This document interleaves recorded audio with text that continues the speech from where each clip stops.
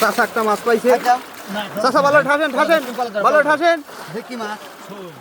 আর ধরা চাই পলো সরো পলো সরো পলো সরো।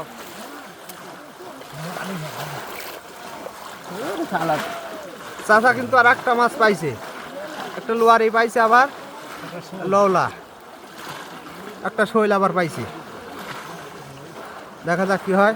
হারে খেলা ধরি লেখা তা ঘুরি চলে গেছে। ধরা চাই দেখতে পাচ্ছেন?